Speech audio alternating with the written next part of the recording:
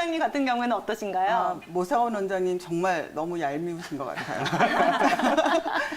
저는 되게 억울한 게 네. 보통 사람은 피곤하고 너무 이러면 막 이렇게 헬스케지고 막 뭔가 좀 이렇게 힘이 없어 보이고 그러는데 저는 이렇게 피곤하고 굉장히 좀 무리를 하는 날은 오히려 더 많이 부어요. 그 이유가 사람이 체질이 있는데 이렇게 비습한 체질이라 그래서 몸에 약간 이렇게 노폐물이 잘 안 빠져나가는 그런 체질을 비습한 체질 또는 습담이 많은 체질이라고 하는데 제가 바로 그 체질이거든요. 그래서 피곤하면 전체적으로 순환이 안 되면서 뭔가 자꾸 붓는 느낌이 들기 때문에 저는 사실 부종과 어쩌면 평생 같이 하고 있다고 해도 과언이 아닐 것 같습니다. 그러니까 전신 부종을 일으키는 병이 앞에서 원장님께서 뭐 심장병이나 신장이나 혹은 간 질환 좀 이렇게 심각한 좀 이렇게 그 선행 질환이 있기도 하지만 특발성 부종이라 그래서 전혀 어떤 특별한 원인이 없는데도 특히 여성분들 같은 경우는 생리 주기에 따라서 생리 직전에는 많이 부었다가 생리를 하고 나면 부기가 빠지고 혹은 뭐 변비 가셔도 부으시는 분들이 있고요. 그다음에 요즘에 환자들 조금 놓치시는 부분이 있는데 관절염이나 어떤 염증 질환에 스테로이드나 어떤 진통 소용제 많이 드시잖아요.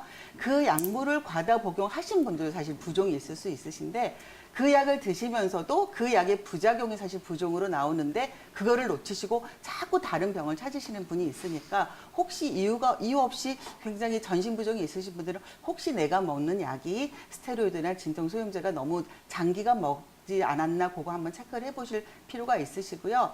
특히 또 임신부들도 사실 많이 붓기 때문에 일단은 그 전신 부종을 일으킨다 그래서 앞서서 원장님께서 말한 심장, 신장, 간장 질환이 아주 심각한 경우에는 심장병 같은 경우는 뭐 숨이 찬다거나 어떤 그런 동반 증상이 있을 수 있고요. 그다음에 신장병 때문에 붓는 증상은 간단하게 소변이나 혈액 검사만 통해서도 뭐 단백뇨가 나왔다든지 어떤 그런 체크를 해보실 수가 있으니까 좀 체크로 좀 해보시고 사실 간 질환 때문에 부을 정도면 복수나 황달처럼 굉장히 심각한 어떤 그런 증상이 있기 때문에 붓는다 그래서 너무 심각하게 생각하지 마시고 어떤 전신에 내가 좀 순환을 좀 방해할 만한 어떤 좀 무슨 원인이 있는지 너무 스트레스를 사실 받아서 좀 순환이 안 돼도 붓을 수가 있기 때문에 너무 걱정은 하지 마시고 조금 가까운 한의원에 가셔가지고 내 이 부종이 어떤 거에 해당되는지 심각한 건지 안 심각한 건지 한번 좀 판단을 좀 도움을 좀 청해 보시는 게 좋을 것 같습니다.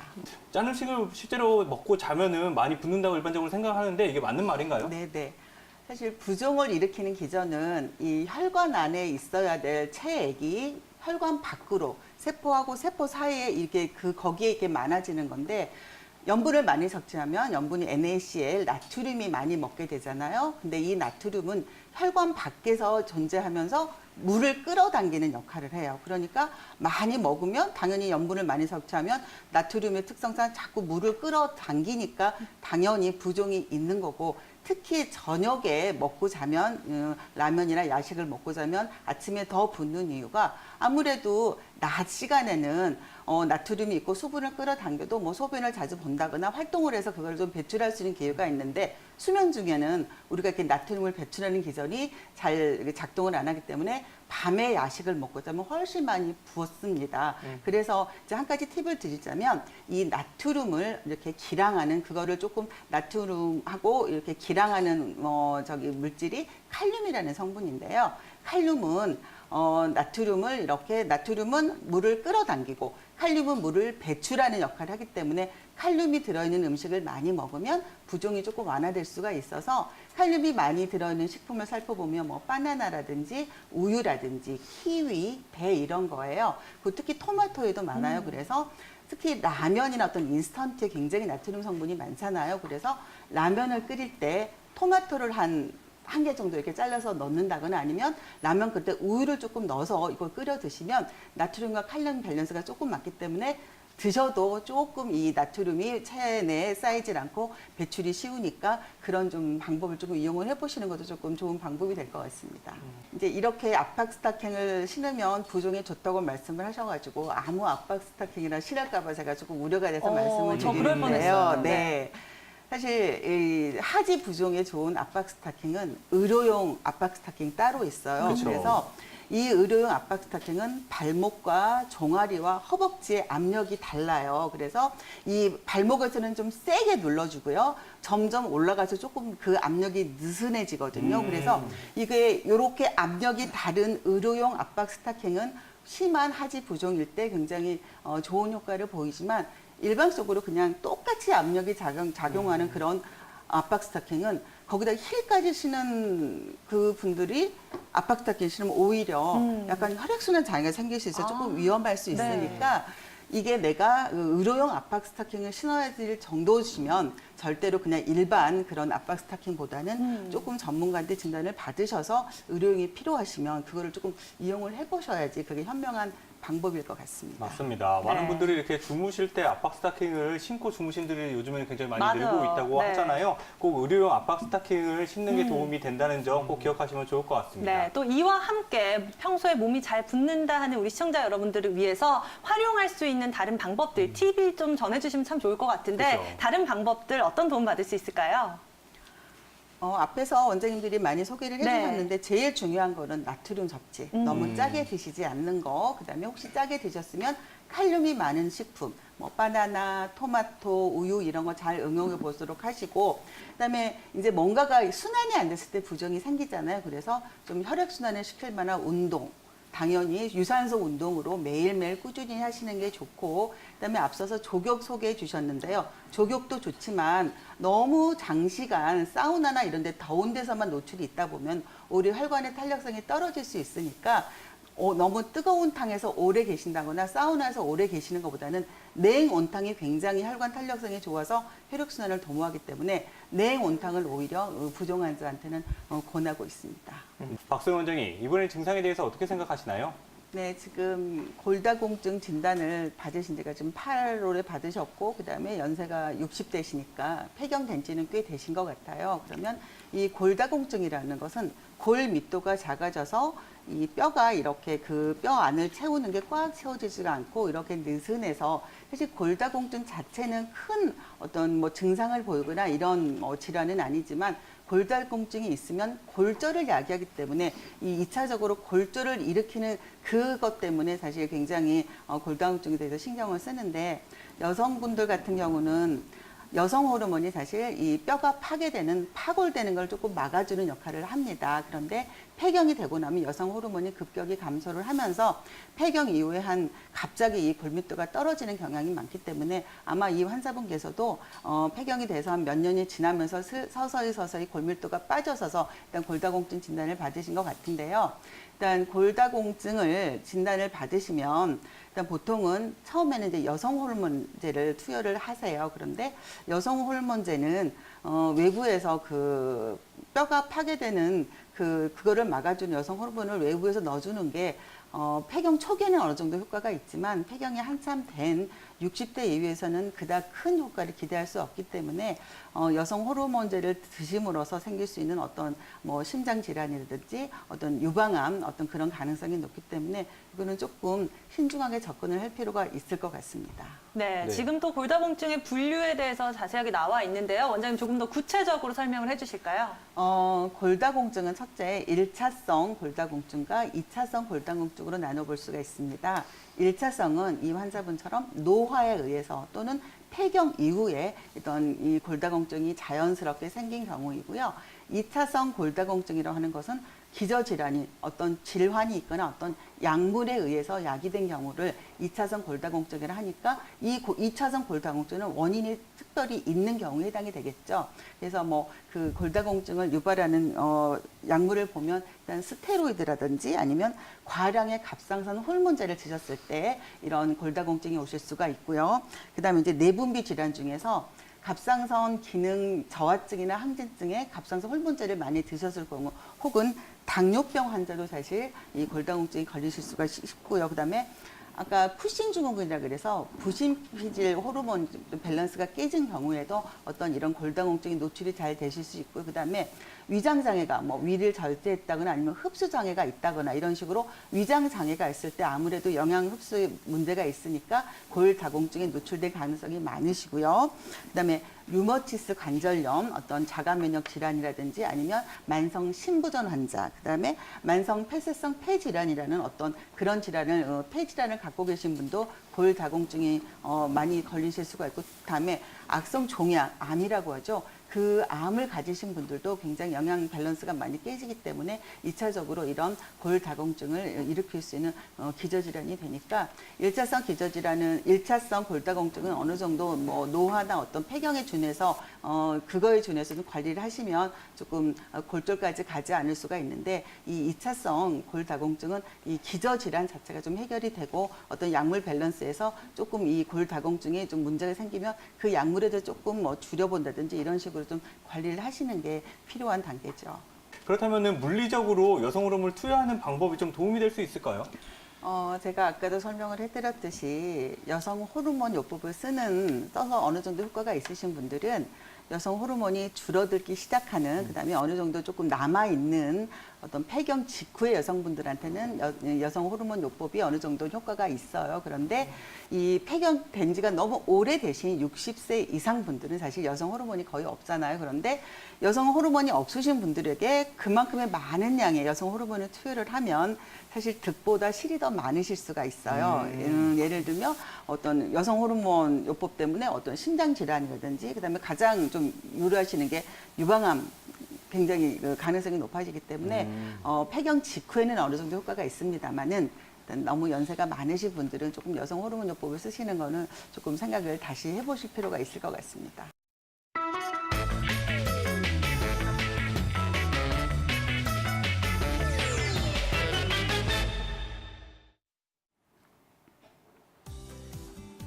안녕하세요. 건강한 의사 박소연 원장입니다.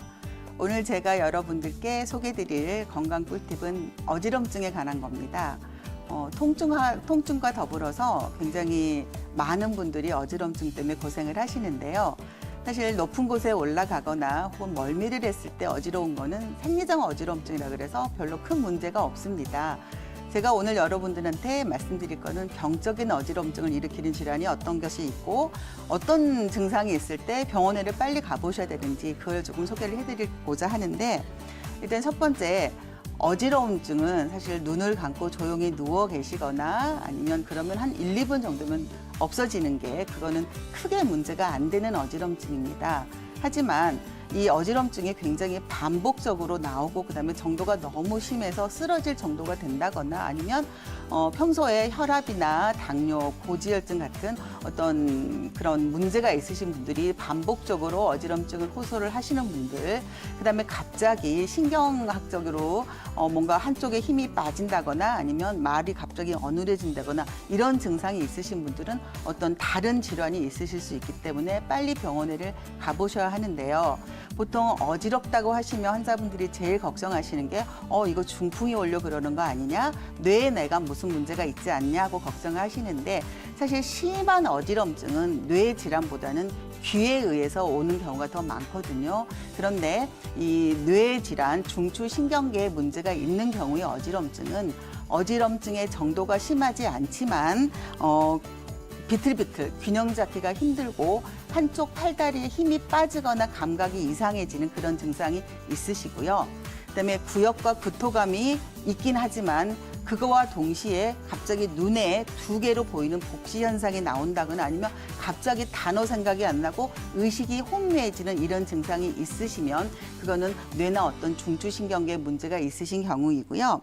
그다음에 이 어지럼증이 48시간 이상 계속 지속이 되거나 아니면 두통이 너무 심한 경우는 빨리 이거는 병원에 가보셔야 됩니다.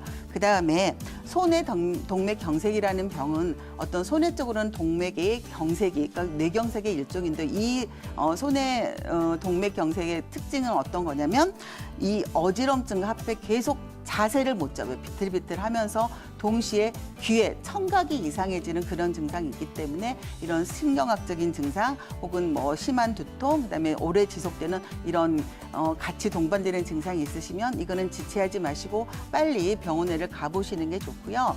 그다음에 이제 제가 조금 전에 말씀드렸듯이 심한 어지럼증을 일으키는 질환은 사실 10개 중에 한 5, 60% 정도는 거의 귀에 의해서 나타나는 증상이거든요. 그래서 어쩌면 귀에 의해서 나타나는 어지럼증 증상이 뇌나 중추신경계나 또 다른 질환보다 훨씬 정도가 심해서 굉장히 심각하게 생각하시는데 이거는 빨리 병원에 가셔서 예를 들면 귀는 청력을 담당하는 부분이 있고 그다음에 평형기관을 담당하는 전정기관이라는 게 있는데 그 속에서 문제가 생겨서 이석이 떨어지는 이석증이라든지 아니면 전정신경에 염증이 생기는 경우 또는 뭐 많이 들어보셨을 거예요. 메니에르 증후군 같은 이런 귀 때문에 생기는 이런 어지럼증은 이석증 같은 경우는 이석정봉술이라 그래서 빠진 돌을 제자리에 넣어주면 조금 호전이 되시고요.